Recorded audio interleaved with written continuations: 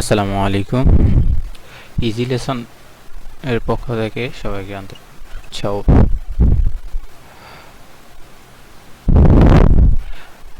আজকের ক্লাসে আমরা এসএসসি ঢাকা বোর্ডের 2025 সালের হিসাব বিজ্ঞান প্রশ্নের সমাধান করব এবং ভালোভাবে বিশ্লেষণ করব, যেমন এর থেকে যে কোনো এমসিকিউ আমরা সমাধান করতে পারি, যেটা আমাদের 26 সালের যারা এসএসসি পরীক্ষার্থী আছে তাদের জন্য সবচেয়ে বেশি গুরুত্বপূর্ণ। এই যে এমসিকিউতেই আমরা হিসাব বিজ্ঞানের যেসব এমসিকিউ থাকে, যেগুলো হচ্ছে ম্যাথমেটিক্যাল এমসিকিউ থাকে অথবা থিওরিটিক্যাল অনেক এমসিকিউ থাকে, যেগুলো আমরা সঠিকভাবে সমাধান করতে পারি না, যার কারণ হচ্ছে হিসাব বিজ্ঞানের প্রত্যেকটা অপশন দেখেই মনে হয় যে এগুলো আসলে সবগুলাই অ্যান্সার হয়, বাট এখানে মোস্ট কোনটা হয় সেই অনুযায়ী অ্যান্সার করতে হয়। তো প্রথমত যেটা 2024 সালের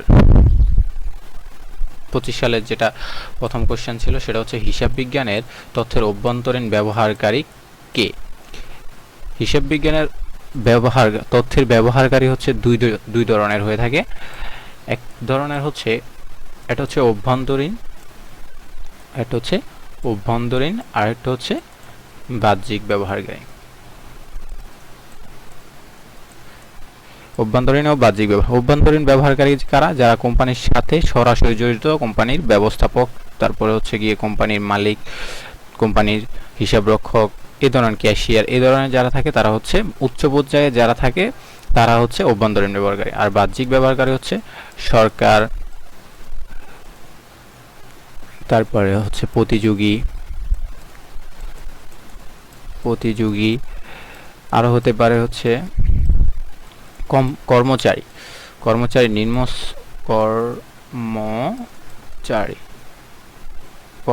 যেহেতু নিম্ন স্তরের থাকে, সেজন্য এটা বাহ্যিক অভ্যন্তরীণ পক্ষ ধরা হয় না। অনেক ক্ষেত্রে দেখা যায় অনেক কোম্পানির কর্মচারী কিন্তু আবার কি বলে স্থায়ী হয় না, যে কয়দিন পর চেঞ্জ হয়, এই জন্য কর্মচারীকে এটা বাহ্যিক পক্ষ ধরা হয়ে থাকে। যেহেতু হিসাব বিজ্ঞানের তথ্যের অভ্যন্তরীণ ব্যবহারকারীর কথা জিজ্ঞেস করা হয়েছে, সেহেতু এখানে সরকার এটা একটা বাহ্যিক, তারপর হচ্ছে পাওনাদার এটাও বাহ্যিক, এবং দেনাদার এগুলো সবগুলো হচ্ছে বাহ্যিক। তা মানে হচ্ছে অ্যান্সার হচ্ছে ব্যবস্থাপক হচ্ছে হিসাব বিজ্ঞানের অভ্যন্তরীণ ব্যবহারকারী। তারপরে আছে মুনাফাভোগী প্রতিষ্ঠান কোনটি।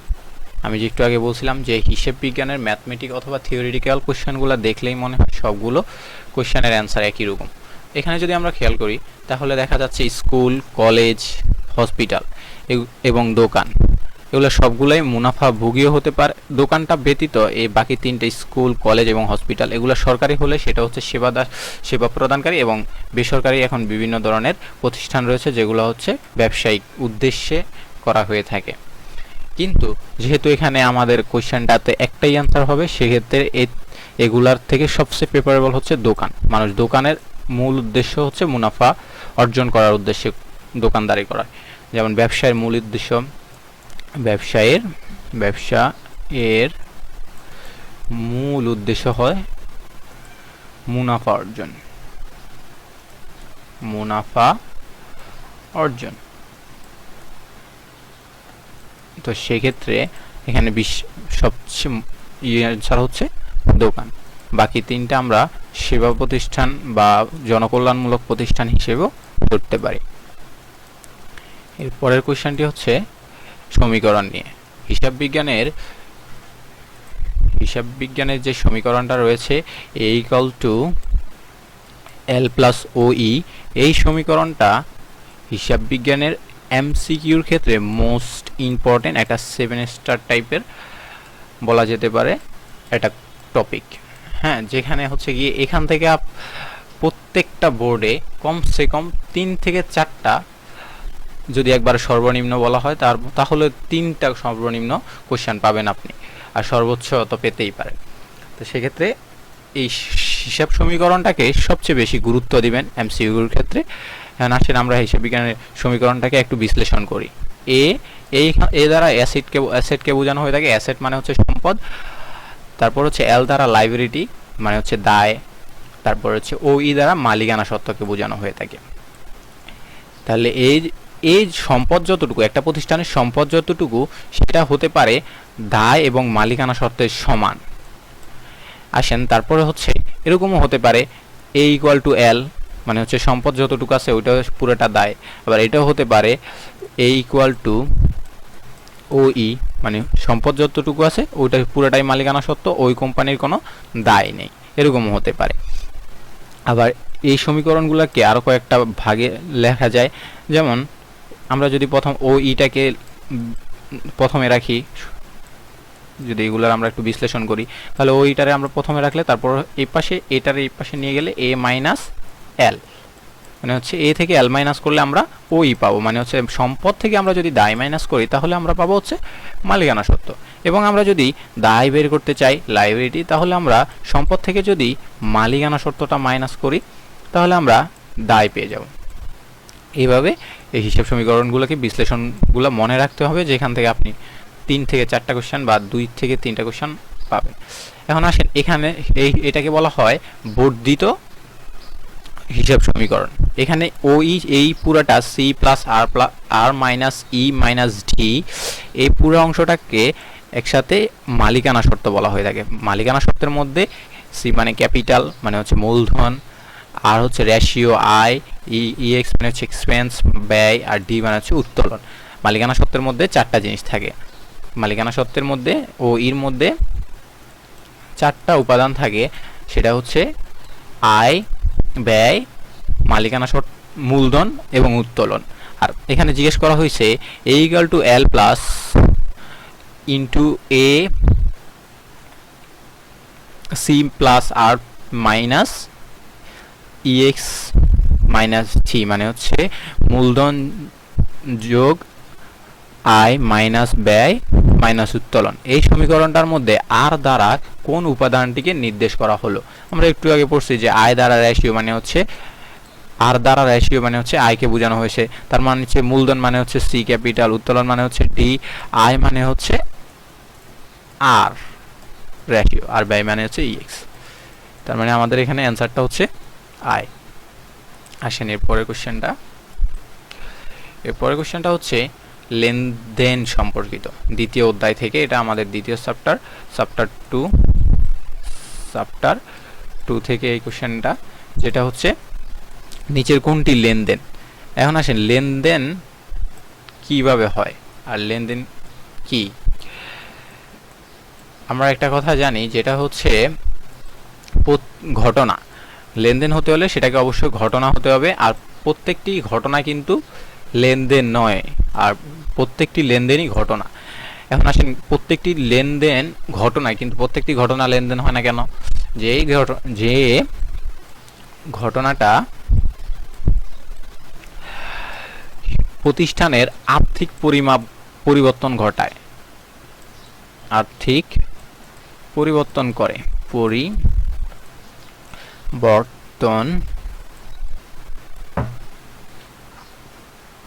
করে, সেটা হচ্ছে লেনদেন। আর যে ঘটনাটি আর্থিক পরিবর্তন ঘটায় না সেটা লেনদেন হতে পারে না। এখন সেটা হচ্ছে আবার আর্থিক ঘটনার মধ্যে কথা আছে, সেটা হচ্ছে সেটা হিসাব সমীকরণকে প্রভাবিত করতে হবে। ওই লেনদেনটা বা ওই ঘটনাটা কি করতে হবে? হিসাব সমীকরণকে প্রভাবিত করতে হবে। আর হিসাব সমীকরণকে প্রভাবিত করা মানে হচ্ছে যে কোনো ঘটনায় হয় এ তে প্রভাবিত হবে, না হলে এল প্রভাবিত হবে, আর না হলে ওই যে কোনো পাশকে প্রভাবিত করতে পারে, অথবা উভয় পাশকে প্রভাবিত করতে পারে। আচ্ছা, তাহলে এখানে লেনদেন কোনটা এবং লেনদেন নয় কোনটা, এটা আমরা একটু দেখি। আসমার নিকট হতে 30,000 টাকার পণ্য ক্রয়ের ফরমাইশ প্রদান, আসমার নিকট হতে। এখন আসেন ফরমাইশ। ফরমাইশ শব্দটা মনে হয় পার্সি শব্দ, যেটার অর্থ হচ্ছে গিয়ে আদেশ প্রদান করা। আদেশ, আদেশ করা আর ক্রয় করা একই জিনিস না। এখানে বোঝানো হয়েছে যে আসমার নিকট থেকে 30,000 টাকা পণ্য ক্রয়ের আদেশ প্রদান করা হলো, মানে আদেশ পাওয়া গেল। তার মানে হচ্ছে যেহেতু আদেশ পাওয়া গেছে, সেহেতু আমাদের এখানে টাকাটা কোথাও যায় নাই, শুধুমাত্র আদেশ প্রদান করা হয়েছে। যেহেতু টাকা যায় নাই, তার মানে প্রতিষ্ঠানের আর্থিক পরিবর্তন ঘটে নাই এবং আর্থিক অবস্থার কোনো পরিবর্তন হয় নাই, সেহেতু এটা লেনদেন না, এটা শুধু একটা ঘটনা। তারপর হচ্ছে মিনহাজকে মাসিক 20,000 টাকা বেতনে একটা ম্যানেজার পদে নিয়োগ করা হলো। এই নিয়োগ কথাটা আর পরমায়েশ এই দুইটা কথা যখন যেখানে থাকবে সেটা হচ্ছে লেনদেন না। কেন লেনদেন না? কারণ হচ্ছে মিনহাজকে মাসিক 20,000 টাকা বেতনের একজন ম্যানেজার নিয়োগ করা হয়েছে শুধু, তাকে এখনো কোনো বেতন প্রদান করা হয় নাই। যেহেতু বেতন প্রদান করা হয় নাই, তার মানে প্রতিষ্ঠানের ক্যাশ থেকে 20,000 টাকা এখনো যায় নাই, এটা আগামী মাসে যাবে। তো সেহেতু এই মাসের হিসেবে এটি লেনদেন হবে না। তারপর ব্যক্তিগত অর্থ হতে 2,000 টাকা চুরি। এখন আসেন মালিক এবং ব্যবসা। ব্যবসায়িক শর্তানীতি, ব্যবসায়িক একটা শর্তানীতি আছে। ওই ব্যবসায়িক শর্তানীতিতে বলা হয় যে মালিক এবং ব্যবসা সম্পূর্ণরূপে আলাদা একটা জিনিস, মানে দুইটা সমান নয়। মালিক একজন, ব্যবসা আরেকজন, এরকম বোঝানো হয়ে থাকে। সেই জন্য সেই নীতি অনুযায়ী মালিকের দেয়া মূলধনকে ব্যবসায়িক প্রতিষ্ঠানে দায় হিসেবে গণ্য করা হয়। এখন আসেন ব্যবসায়িক সত্তা। যেহেতু মালিক এবং ব্যবসায়ী প্রতিষ্ঠান দুইটা আলাদা জিনিস, সেহেতু এই 2,000 টাকা মালিকের টাকা, এটা ব্যবসায়ী প্রতিষ্ঠানের টাকা নয়। সেহেতু এটার সাথে ব্যবসায়িক প্রতিষ্ঠানের হিসাব সমীকরণে কোনো সম্পর্ক নেই, তার মানে এটাও কোনো লেনদেন না। এরপরে হচ্ছে জনাব আবরারের নিকট পণ্য বিক্রয় করা হলো, তার মানে পণ্য বিক্রয় করা হয়েছে 30,000 টাকা। পণ্য বিক্রয় করলে কি হয়েছে? প্রতিষ্ঠানে মালিকানা শর্ত মানে হচ্ছে আয় বৃদ্ধি পাইছে, সম্পদ বৃদ্ধি পাইছে। সো এটা একটা লেনদেন। এর পরের কোশ্চেনে যাই আমরা।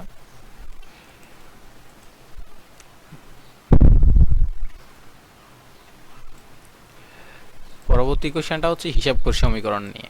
এটাও আবার হিসাব সমীকরণ নিয়ে কোশ্চেন। a = l+y। প্রথমত বলা হচ্ছে নিচের হিসাব সমীকরণ হচ্ছে, মানে এখান থেকে কোনটা কোনটা হিসাব সমীকরণে যাবে। তাহলে প্রথমটা তো আমাদের হিসাব সমীকরণ a = l+y, এটা তো আসবেই। তারপরে বলা হচ্ছে এখানে মনে হয় এটা ইকুয়াল ছিল, আমাদের ভুল করে টাইপিং মিস্টেক, এখানে এটা ইকুয়াল ছিল। তাহলে পরে বলছে যে a - l = মালিকানা সত্ত্ব, বা ও ই জায়গায় শুধু ই মানে হচ্ছে ইকুইটি, আর ও ই মানে হচ্ছে ওনার ইকুইটি, একই কথা দুইটা। তাহলে এখানে বোঝানো হচ্ছে যে সম্পদ থেকে যদি আমরা দায় মাইনাস করি তাহলে সেটা হচ্ছে আমাদের মালিকানা সত্ত্ব বা ইকুইটি। এটাও হতে পারে সম্পদ থেকে দায় মাইনাস করলে, আমরা যেহেতু যে a = l+o পড়ছি, তার মানে আমরা যদি ওইটাকে সামনে নিয়ে আসি এবং সম্পদটাকে ওই পাশে নিয়ে যাই, তার মানে হচ্ছে সম্পদ থেকে দায় মাইনাস করলে আমাদের যেটা হয়, তার মানে এটা আমাদের অ্যান্সার সঠিক। তারপরটা হচ্ছে a - e, মানে হচ্ছে সম্পদ থেকে যদি আমরা ইকুইটি মাইনাস করি তাহলে আমরা পাবো হচ্ছে দায়। তো এটাও হতে পারে, তার মানে আমাদের হিসাব সমীকরণে তিনটা সমীকরণই সঠিক। তারপরে কোশ্চেনটা, এর পরবর্তী কোশ্চেনটা হচ্ছে প্রাপ্য বিল কোন শ্রেণীর হিসাবের অন্তর্ভুক্ত? এখানে প্রাপ্য বিলটা হচ্ছে সম্পদ। প্রাপ্য বিল দ্বারা কি বোঝানো যায়? প্রাপ্য শব্দের অর্থ দ্বারা এখানে আমাদের হিসাব বিজ্ঞানে প্রাপ্য দ্বারা বোঝানো হয়ে থাকে, আপনি যদি কারো কাছ থেকে কোনো টাকা পেয়ে থাকেন তাহলে সেটাকে বলা হয়ে থাকে প্রাপ্য, বা কোনো কিছু পেয়ে থাকলে সেটাকে বলা হয় প্রাপ্য। এখন সেটা প্রাপ্য বিল হতে পারে, প্রাপ্য টাকা হতে পারে, নগদ অর্থ পেতে পারেন, যেটাই হোক সেটাকে প্রাপ্য বলা হয়ে থাকে। তো প্রাপ্য বিল যদি আপনি কারো কাছ থেকে পেয়ে থাকেন মানে হচ্ছে আপনার একটা সম্পদ, অথবা আপনি কারো কাছ থেকে কোনো টাকা পাবেন সেটা হচ্ছে আরেকজনের কাছে আছে, তাহলে সেটাকে আপনি প্রাপ্য বিল বলেন। তার মানে আপনার টাকা আরেকজনের কাছে আছে, সেটা আপনার জন্য কি সম্পদ। আর ব্যয়টা হচ্ছে আপনি কোনো কিছু কিনলেন, যার ইয়েতে আপনি খরচ করে, মানে হচ্ছে একটা পণ্য ক্রয় করছেন যেটার বিপরীতে আপনি নগদ অর্থ দিলেন, সেটা ব্যয়। আর মালিকানা সত্ত্ব তো হচ্ছে যেখানে হচ্ছে আয় ব্যয়, মূলধন আর হচ্ছে উত্তোলন থাকবে। আর দায় এটা হচ্ছে আপনার কাছ থেকে যদি কেউ পায় আর কি, যে আপনি কারো কাছে ঋণী থাকলে সেটা দায়। আর কারো কাছ থেকে পেলেন বা কারো কাছ থেকে পাবেন আপনার সম্পদ টাইপের, এগুলো হচ্ছে সম্পদ। তার মানে হচ্ছে প্রাপ্য বিলটা হচ্ছে একটা সম্পদ হিসাব। এরপরের কোশ্চেনটাতে কি আছে? এরপরের কোশ্চেনটাতে হচ্ছে একই শ্রেণীর হিসাবভুক্ত হিসাবগুলো কি কি? একই শ্রেণীর হিসাব গুলো কি, মানে একই শ্রেণীভুক্ত হিসাব কোনগুলা? এখানে হচ্ছে আমরা জানি হিসাব হচ্ছে 5 প্রকার। হিসাব কয় প্রকার? হিসাব হচ্ছে 5 প্রকার। প্রকার কি কি? এটা হচ্ছে সম্পদ, তারপরে একটা হচ্ছে ব্যয়, তারপরে দায়, আয়, তার মালিকানা সত্ত্ব। সম্পদ, ব্যয়, দায়, আয়, মালিকানা সত্ত্ব, এগুলো হচ্ছে হিসাবের প্রকার। এখন আমরা একটু আগে বলছিলাম যে যেটা আমার জিনিস বা আমার সম্পদ সেগুলাই হচ্ছে, মানে আমার যেসব জিনিস আছে সেগুলো হচ্ছে সম্পদ হিসাব। এখানে আসবাবপত্র নিজের ব্যবহারের জন্য বা প্রতিষ্ঠানের ব্যবহারের জন্য যেগুলো ক্রয় করা হয়ে থাকে সেগুলোকে আসবাবপত্র বলা হয়, আর আসবাবপত্র একটি সম্পদ হিসাব। তারপর হচ্ছে হাতে নগদ থাকলে সেটাও সম্পদ। হাতে নগদ, তারপর হচ্ছে নগদ তহবিল, ব্যাংক জমা, এগুলো হচ্ছে সম্পদ। আরেকটা জিনিস হচ্ছে এখানে বলা হচ্ছে ব্যাংক জমা অতিরিক্ত। ব্যাংক জমা অতিরিক্তটা কি? ব্যাংক জমা ছিল যেটা থেকে আপনি উত্তোলন করতে করতে এমন সময় হলো যে এখন আপনি অতিরিক্ত উত্তোলন করে ফেলছেন, যেটা হয়ে গেছে আপনার এখন ঋণ। এটা আর ব্যাংক জমা আপনার সম্পদ নেই। এই ব্যাংক জমা অতিরিক্ত মানে হচ্ছে আপনার যে 1 লক্ষ টাকা কোনো একটা ব্যাংকে ছিল, পরে আপনার এমন প্রয়োজন হলো যার কারণে আপনি 1 লক্ষ টাকা তো তুললেন, তার পাশাপাশি আরও 10,000 টাকা উত্তোলন করে ফেলছেন ব্যাংক হতে। তো এই জিনিসটা মিলেই এখন 1,10,000 টাকা যে হলো, এই 1,10,000 টাকাই হচ্ছে ব্যাংক জমা অতিরিক্ত। এই 10,000 টাকা ব্যাংক জমা অতিরিক্ত, তার মানে ব্যাংক জমা অতিরিক্তটা হচ্ছে একটা ঋণ হিসাব বা দায় হিসাব। তাহলে আমাদের অ্যান্সার হচ্ছে 1 ও 2। সো আমাদের অ্যান্সারটা হবে 1 ও 2, 1 নাম্বার। এরপরের কোশ্চেনটা কি ছিল? পরের কোশ্চেনটা হচ্ছে একটা ম্যাথমেটিক্যাল কোশ্চেন, যেখানে বলা হচ্ছে হাসান ট্রেডার্স এর 2024 সালের 31 ডিসেম্বর তারিখে কতিপয় হিসেবের উদ্বৃত্ত, 31 তারিখ বছরের শেষে এটা হিসেবের উদ্বৃত্ত দেয়া হলো, যেগুলো থেকে আমাদেরকে কিছু জিনিস বের করতে হবে। মোট সম্পদের পরিমাণ নির্ণয় করা। আমরা জানি মোট সম্পদ হচ্ছে যেগুলো হচ্ছে স্থায়ী সম্পদ হতে পারে, চলতি সম্পদ হতে পারে।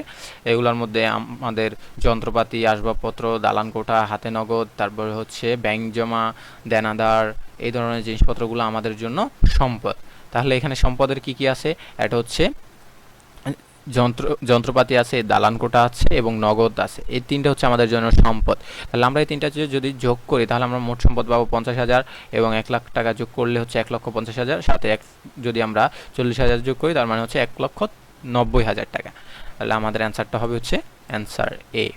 এর পরের কোশ্চেন, একই কোশ্চেনের পরবর্তী প্রশ্ন ছিল যে হাসান ট্রেডার্সের মালিকানা শর্তের পরিমাণ নির্ণয় করো। মালিকানা শর্ত আমরা জানি মূলধন বিশেষ করে ধরা হয়ে থাকে মূলধনকে, তার মানে হচ্ছে এখানে মূলধন ছিল 2 লক্ষ টাকা, হাসান ট্রেডার্সের মালিকানা শর্ত হচ্ছে 2 লক্ষ টাকা।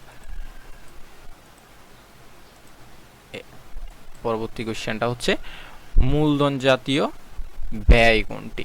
মূলধন জাতীয় ব্যয় এরকম হচ্ছে 4টা জিনিস আছে। এটা হচ্ছে মূলধন জাতীয় ব্যয়, তারপরে আরেকটা আছে মূলধন জাতীয় আয়, মূলধন জাতীয় প্রাপ্তি। মূলধন জাতীয় আয়, মূলধন জাতীয় ব্যয়, মূলধন জাতীয় প্রাপ্তি, তিনটা। আর তিনটা হচ্ছে মুনাফা জাতীয়, সেম জিনিস, মূলধন জাতীয় হয়ে থাকে, মুনাফা জাতীয় হয়ে থাকে। যে মূলধন জাতীয় আয়, মূলধন জাতীয় ব্যয় এবং মূলধন জাতীয় প্রাপ্তি এবং মূলধন জাতীয় প্রদানও একটা থাকে, বা মুনাফা জাতীয় আয়, মুনাফা জাতীয় ব্যয়, মুনাফা জাতীয় প্রদান। এভাবে 4টা করে দুইটাতে 8টা হিসেব থাকে। এখন আসেন এগুলোর মধ্যে কোনটা কি মূলধন জাতীয় ব্যয়? যে আপনি যদি মূলধন জাতীয় ব্যয় কি? মূলধন জাতীয় ব্যয়টা হচ্ছে যেটা আমরা দীর্ঘ সময় 1 বছরের অধিক সময় এই সুবিধা পাওয়ার জন্য যে ব্যয়টা করে থাকি এবং সেটার স্থায়িত্বকাল 1 বছরের বেশি সময় হয়ে থাকে, টাকার অ্যামাউন্টটা বড় হয়ে থাকে, সেটা মূলধন জাতীয় ব্যয় হবে। আর মুনাফা জাতীয় হচ্ছে সেটা ছোট আকারে হয়, সেটাকে বলা হয় মুনাফা জাতীয়। এখন আসেন মূলধন জাতীয়, তার মানে হচ্ছে পণ্য ক্রয়। তো পণ্য ক্রয় করা হয়, বিক্রয় করলে মুনাফা হবে, এই উদ্দেশ্যে। মণিহারি হচ্ছে ছোট ছোট জিনিসপত্র, যেগুলো হচ্ছে কলম, তারপর হচ্ছে পেন্সিল, স্ট্যাপলারের পিন, তারপরে হতে পারে আপনার আলফিন, এই টাইপের জিনিসপত্রগুলো মণিহারি হিসেবে ধরা হয়। তার মানে হচ্ছে ওই যে বস্তুনিষ্ঠার একটা নীতি রয়েছে হিসাব বিজ্ঞানে, ওই নীতিতে বলা হয় যে ছোট আকারে ছোট এবং যেটা স্থায়িত্বকাল খুবই কম, সেই ধরনের সম্পদগুলোকে সম্পদ হিসেবে না লিখে সেটাকে আমরা ব্যয় হিসেবে লিখে, মানে ওই মাসের হিসাবটা ব্যয় হিসাবে লিখে ওই মাসে শেষ করে দেয়। এটার কারণটা হচ্ছে যে আমরা যদি একটা 5 টাকা দামের কলমের হিসাব পুরো একটা বছর পর্যন্ত রাখতে যাই বা আরও বেশি সময় ধরে রাখতে যাই, তাহলে আমাদের যেই পরিমাণ খাতা এবং যেই পরিমাণ কলমের কালি খরচ হবে সেটার দাম ওই কলমের দামের তুলনায় বেশি হয়ে যাবে। আর হিসাব বিজ্ঞান ব্যবহার করা হয় যেন আমরা হিসাব বিজ্ঞান ব্যবহারের মাধ্যমে আমাদের প্রতিষ্ঠানের ব্যয়গুলা কমিয়ে আনতে পারি। সেজন্য সেই জন্য আমাদের বস্তুনিষ্ঠার নীতিতে ছোট সম্পদগুলোকে বা কম দামি সম্পদ বা ছোট সম্পদগুলোকে আমাদের মণিহারি বা খরচ নামে দেখাতে বলা হয়েছে। তারপর হচ্ছে ভাড়া প্রদান, এটা তো হচ্ছে একটা ব্যয় হিসাব। এখন আসেন জমি ক্রয়। জমি ক্রয়টা আমাদের জমির দাম হয়ে থাকে সবচেয়ে বেশি হয়ে থাকে, এবং হচ্ছে এটা জমিটা একদিনের জন্য হয় না, এটা হচ্ছে ভূমির হচ্ছে গিয়ে আপনার ক্ষয় থাকে না, মানে হচ্ছে এটা চিরস্থায়ী হয়ে থাকে। তো সেই ক্ষেত্রে ভূমিটাই হচ্ছে মূলধন জাতীয়, আর বাকিগুলা এটা তো হচ্ছে মুনাফা জাতীয়, এটা হচ্ছে মুনাফা জাতীয় ব্যয়, এটা মুনাফা জাতীয় ব্যয়, এটাও মুনাফা জাতীয় ব্যয়, শুধুমাত্র এটা হচ্ছে মূলধন জাতীয় বড় আকারের অ্যামাউন্ট। তারপরের কোশ্চেনটা কি? পরবর্তী কোশ্চেনটা হচ্ছে যে ব্যবসার জন্য ঋণ গ্রহণ এটা কি? একটু আমরা মুনাফা জাতীয় এবং মূলধন জাতীয়, এটা হচ্ছে আপনাদের এসএসসির চতুর্থ অধ্যায় মনে হয় চ্যাপ্টার 4 থেকে এই কোশ্চেনটা করা হয়েছে, যে মূলধন জাতীয় মুনাফা জাতীয় আয় ব্যয় ওইখান থেকে। তাহলে মূলধন জাতীয় এখানে ব্যবসার জন্য ঋণ গ্রহণ করছে। ঋণ গ্রহণ করা হয় কেন? সেটা ঋণ তো মূলধনের মতো মনে হয়ে থাকে, ঋণটা অনেক বড় আকারের হয় অথবা ছোট আকারের হয়, ছোট না বড় আকারই হয়ে থাকে, ছোট খুব কম সময় হয়ে থাকে। আর ঋণটা আমরা মূলধন হিসেবেই নিয়ে থাকি। আমরা মুনাফা গ্রহণের উদ্দেশ্যে ঋণ কেউ গ্রহণ করে না, ওটা হচ্ছে এটা মূলধন হিসেবের মতোই। তার মানে হচ্ছে এটা একটা মূলধন জাতীয় প্রাপ্তি। এটা আয় নয় কেন? আয় হচ্ছে আপনি কোনো পুরাতন আসবাবপত্র বিক্রয় করে যদি কোনো লভ্যাংশ পেয়ে থাকেন সেটাকে মূলধন জাতীয় আয় বলা হয়। আর যদি আপনার মূলধন আনয়ন করেন, অতিরিক্ত মূলধন আনয়ন করেন অথবা কারো কাছ থেকে ঋণ গ্রহণ করেন, সেগুলোকে আমরা মূলধন জাতীয় প্রাপ্তি বলে থাকি। দুইটার মধ্যে এতটুকু পার্থক্য। আর এখানে মুনাফা জাতীয় ব্যয়, মূলধন জাতীয় ব্যয় অথবা বিলম্বিত মুনাফা জাতীয়। এখন আসেন বিলম্বিত মুনাফা জাতীয় ব্যয় কোনটা, এটা নিয়ে একটু কনফিউশন আছে।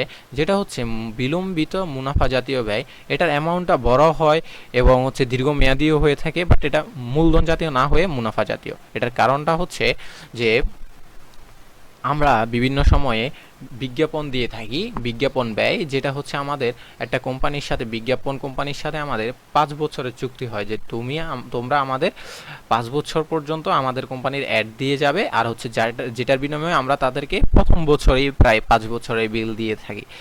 তো এই জিনিসটা হচ্ছে মূলধনের মুনাফা অর্জনের জন্য পণ্য বিক্রয় হবে এই উদ্দেশ্যেই আমরা অ্যাড দিয়ে থাকি। তো সেই ক্ষেত্রে এটা মুনাফা জাতীয় ব্যয়। এখন এটা বিলম্বিত কারণ হচ্ছে এটা দীর্ঘমেয়াদী হয়ে থাকে, সেই জন্য এটা বিলম্বিত। এখন আসেন এর পরের কোশ্চেনটা কি?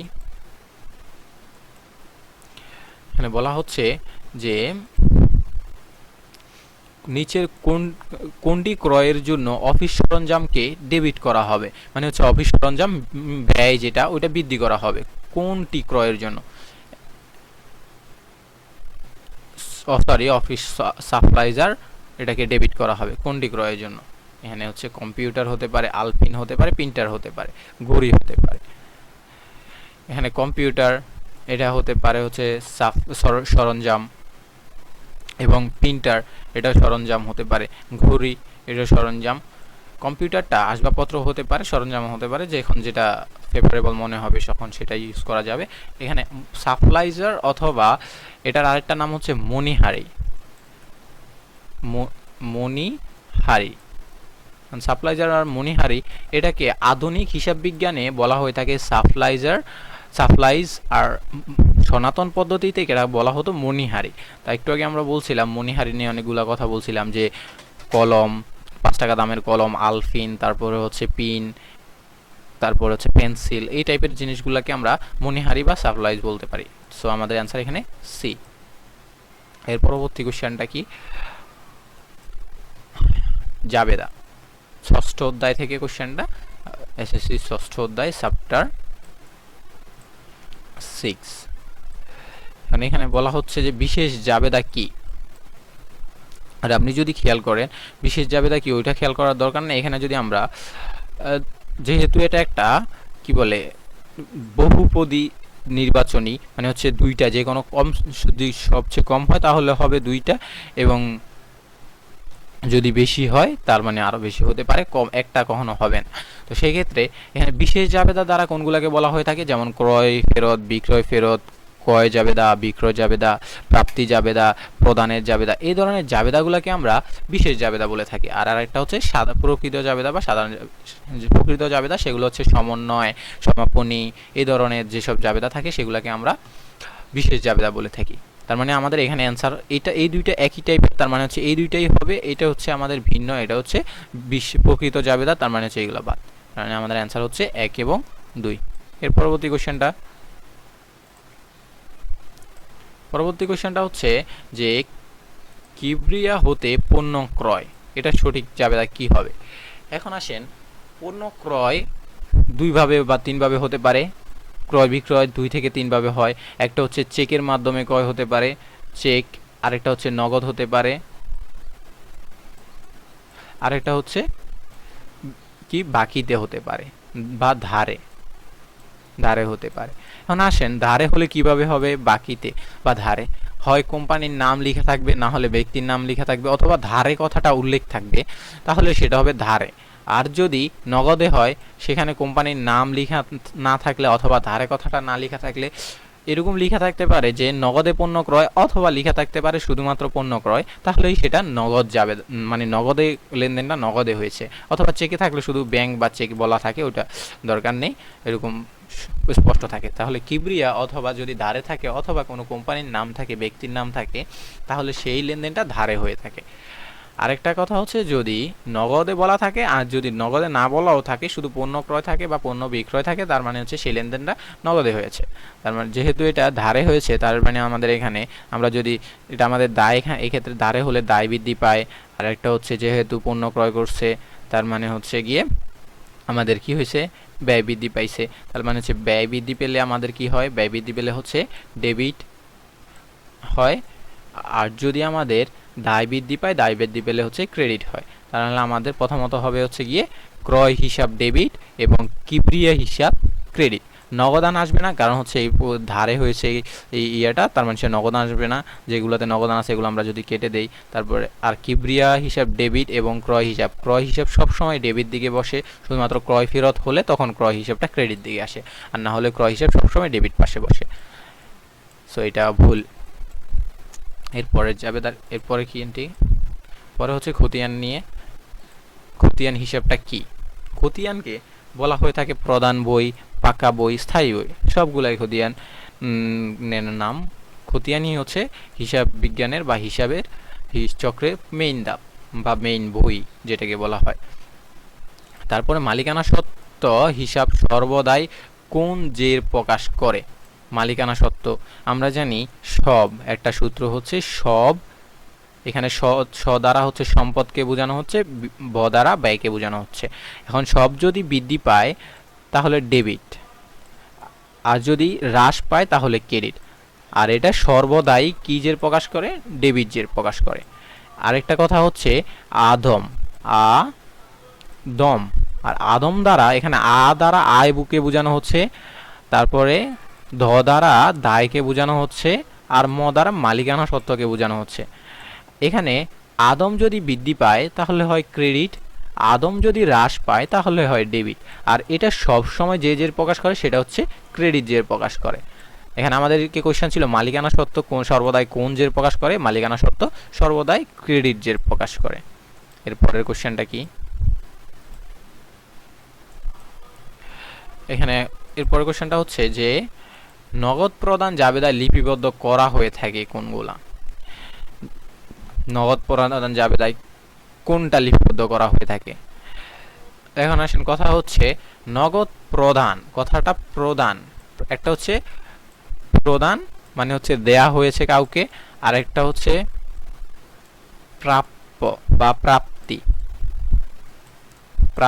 প্রাপ্তি, এটা মানে হচ্ছে পাওয়া হয়েছে কারো কাছ থেকে। যেহেতু নগদ প্রদান করা হয়েছে সেক্ষেত্রে এখানে আসবাবপত্র বিক্রয়, আসবাবপত্র বিক্রয় করলে নগদ আসে, নগদ চলে যায় না, তার মানে হচ্ছে এটা হবে না।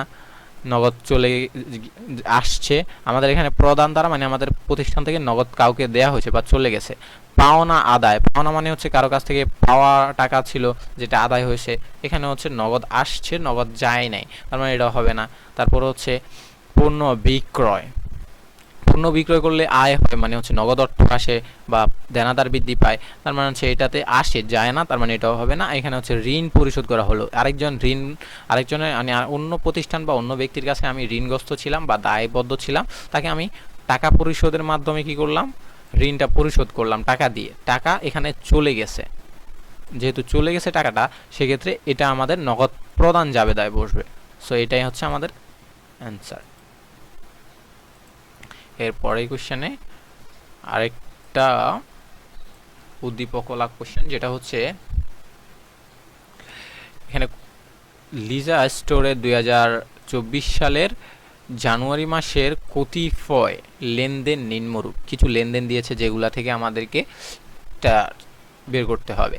যেখানে চেকের 1 জানুয়ারি বলা হয়েছে চেকের মাধ্যমে পণ্য ক্রয়, তারপরে হচ্ছে 5 তারিখ বলা হচ্ছে ব্যাংকে জমা দেয়া হলো 10,000 টাকা, 10 তারিখ ব্যাংক হতে উত্তোলন করা হলো 50,000 টাকা, চেকের মাধ্যমে পণ্য বিক্রয় করা হলো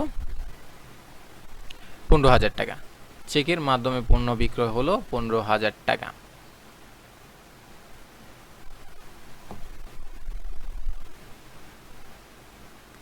এখানে বলা হচ্ছে লিজা স্টোরের মোট কন্ট্রা এন্ট্রির পরিমাণ কত। এখানে লিজা স্টোরের কন্ট্রা এন্ট্রি একটাই, যেটা হচ্ছে চেকের মাধ্যমে পণ্য বিক্রয় করা হলো, সেটা হচ্ছে 15,000 টাকা। এটাই হচ্ছে লিজা স্টোরের 15,000 টাকা, এটা দ্বারা হচ্ছে কন্ট্রা এন্ট্রি, যেটার পরিমাণ হচ্ছে 15,000 টাকা। Answer B. এর পরবর্তী কোশ্চেনটা হচ্ছে যে ব্যাংক এর উদ্বৃত্তের পরিমাণটা নির্ণয় করো। কত টাকা ব্যাংক উদ্বৃত্ত আছে লিজা স্টোরের। এখানে প্রথমত হচ্ছে পণ্য ক্রয় করা হলো, এটা একটা খরচ মানে ব্যাংক থেকে চলে গেল। তারপরে আরেকটা হচ্ছে উত্তোলন, এই দুইটা হচ্ছে আমাদের ব্যাংক মাইনাস করে। এই দুইটাই পণ্য ক্রয় করছেন টাকা, ব্যাংকের টাকা দিয়ে মানে ব্যাংক কইমা গেছে, উত্তোলন করছেন তাও ব্যাংক কইমা গেছে। এখন আসেন চেকের মাধ্যমে পণ্য বিক্রয়, মানে হচ্ছে বিক্রয় করছেন যেটা, যে টাকাটা ব্যাংকে এসে জমা হয়েছে, এটা হচ্ছে প্লাস হয়েছে। তারপর হচ্ছে এখানে আরেকটা হচ্ছে জমা দিলেন 10,000 টাকা, এখানে হচ্ছে টাকা প্লাস হয়েছে, তার মানে হচ্ছে মাইনাসের দুইটা প্লাসের দুইটা। এই দুইটা যদি আমরা প্লাস করি 10,000 আর 15,000, এই দুইটা প্লাস করলে আমাদের হয় 25,000 টাকা। এই 25,000 টাকা হচ্ছে আমাদের ব্যাংকে উদ্বৃত্ত আছে, তার থেকে আমাদের খরচ হয়েছে কত, এখানে 8,000 টাকা দিয়ে পণ্য ক্রয় করছেন আর এদিক থেকে 5,000 টাকা উত্তোলন করছেন, আর 5/8 যদি আমরা হিসেব করি 13,000 টাকা, 13,000 টাকা এখন মাইনাস।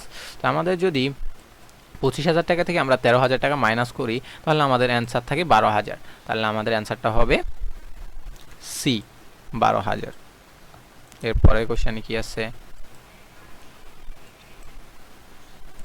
যে নিচের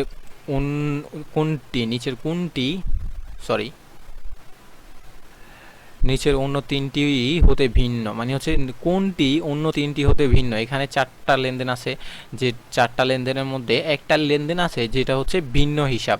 এখানে ভিন্ন দ্বারা বোঝানো হচ্ছে হিসাব 5 প্রকারের, 3টা হবে একই ধরনের আর আরেকটা হবে অন্য ধরনের হিসাব। তাহলে এখানে আমরা যদি দেখি মজুরি একটা খরচ হিসাব, যেটা হচ্ছে আমাদের মোট মুনাফা নির্ণয় করতে আমরা বিক্রয় মূল্য থেকে মাইনাস করি। বিজ্ঞাপন একটা পরিচালন খরচ হিসাব, ভাড়া একটা পরিচালন খরচ হিসাব, এগুলো হচ্ছে সবগুলো হচ্ছে ব্যয় হিসাবের মধ্যে পড়ে, ব্যয় হিসাব। আর যেটা হচ্ছে আমাদের অন্য 3টা হতে ভিন্ন, সেটা হচ্ছে উপভাড়া। উপভাড়া হচ্ছে যে ভাড়াটা আপনি পেয়ে থাকেন কোনো কিছু থেকে, সেটাকে বলা হয় উপভাড়া। এটা একটা আয় হিসাব, অন্যান্য আয়, এটা একটা অন্যান্য আয়। সো এটা হচ্ছে ভিন্ন, তার মানে এগুলো অ্যান্সার হবে না, অ্যান্সার হচ্ছে অ্যান্সার ডি। তারপরের কোশ্চেনটা কি,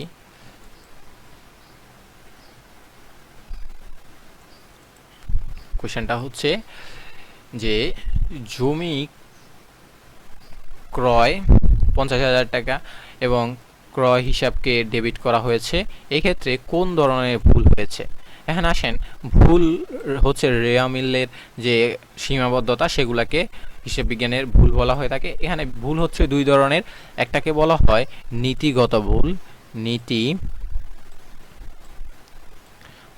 ভুল, আর এটা হচ্ছে করণিক ভুল, করণিক। নীতিগত ভুল কি আর করণিক ভুল কি? নীতিগত ভুল হচ্ছে যদি আমরা মূলধন জাতীয় কোনো কিছুকে, মূলধন জাতীয়কে যদি আমরা মুনাফা জাতীয় লিখি, অথবা মুনাফা জাতীয়কে মূলধন জাতীয়, অথবা মূলধন জাতীয়কে মুনাফা জাতীয়, এই ধরনের যদি কোনো হিসাবকে আমরা গোলমিল করে ফেলি তাহলে সেটাকে নীতিগত ভুল বলা হয়ে থাকে। আর যদি করণিক ভুল হচ্ছে আমাদের যদি লিখার মাধ্যমে কোনো ভুল হয়, অথবা একটা লেনদেনের পরিপূরক অন্য একটা লেনদেন হয়ে গেছে, অথবা বেদাখিলার ভুল, এ ধরনের কোনো ভুল থাকে সেটাকে করণিক ভুল বলা হয়ে থাকে। হ্যাঁ, পরিপূরক ভুল হচ্ছে কি? পরিপূরক ভুল হচ্ছে যেমন আমরা এক জায়গায় একটা দেনাদারের 5,000 টাকা পাবো, তো ওই দেনাদারের জায়গায় আমরা 5,500 টাকা লিখছি, আরেক দেনাদারের কাছে আমরা পাই হচ্ছে 5,000 টাকা, সে জায়গায় আমরা লিখে ফেললাম 4,500 টাকা। তার মানে হচ্ছে এক জায়গায় 500 টাকা বেশি লিখলাম, আরেক জায়গায় 500 টাকা কম লিখলাম। তো ওই দুইটা ভুল যখন মিলে 10,000 হয়ে যায়, তার মানে আমাদের দেনাদার মোট থাকে 10,000। তো ওই 10,000 টাকা যেহেতু দুই জায়গায়, এক জায়গায় 5,000-এর জায়গায় 5,500 টাকা লিখলেন, আরেক জায়গায় 5,000-এর জায়গায় 4,500 টাকা লিখলেন, তো দুই জায়গায় ভুল কিন্তু অ্যামাউন্টটা সঠিক হয়ে যায় শেষে, তো রেয়ামিল মিলে যায়। এটা একটা ভুল, এটাকে বলা হয় পরিপূরক ভুল। লেখার ভুল হচ্ছে যেমন যে জায়গায় 5,225 টাকা ছিল সে জায়গায় আপনি 5,525 টাকা লিখে ফেলছেন, এই ধরনের ভুলগুলাকে লিখার ভুল বলা হয়। আর বেদাখিলার ভুল হচ্ছে একটা সুন্দর সহিশুদ্ধ জাবেদাকে যদি আপনি জাবেদা থেকে খতিয়ানে পুস্টিং না করেন অথবা অন্তর্ভুক্ত না করেন, সেটাকে বেদাখিলার ভুল বলা হয়ে থাকে। এখন আসে নীতিগত ভুল, তো বললাম যেটা হচ্ছে মূলধনকে মুনাফা জাতীয়। তার মানে হচ্ছে জমি ক্রয়, জমি ক্রয়টা হচ্ছে একটা মূলধন জাতীয় ব্যয়, জমি ক্রয় 50,000 টাকার মূলধন জাতীয়, সেক্ষেত্রে এটাকে বলা হয়েছে ক্রয় হিসাব। আর ক্রয় হিসাবটা হচ্ছে মুনাফা জাতীয়। ক্রয় হিসাব হচ্ছে পণ্য ক্রয় করা হলে সেটাকে আমরা ক্রয় হিসাবে লিপিবদ্ধ করি। তো যেহেতু মুনাফা মূলধন জাতীয় জমি ক্রয়কে মুনাফা জাতীয় লিখে ফেলছে, তার মানে এটা হচ্ছে নীতিগত ভুল। অ্যান্সার এ। এর পরবর্তী কোশ্চেনটা হচ্ছে যে রেয়ামিলের ক্রেডিট পাশে, রেয়ামিলের ক্রেডিট দিকে কি বসে বা বসে?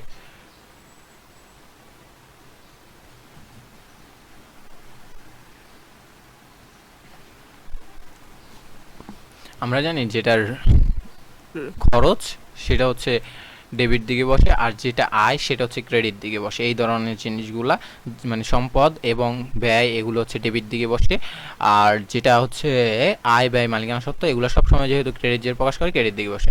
এখানে আমরা দেখলে ব্যাংক চার্জ মানে হচ্ছে আপনি ব্যাংকে টাকা রাখলেন, সেই টাকা ব্যাংক পাহারা দিতেছে বা ব্যাংকে পরিচালনা করতেছে, সেই জন্য ব্যাংক একটা চার্জ কর্তন করে, সেটাকে বলা হয় ব্যাংক চার্জ।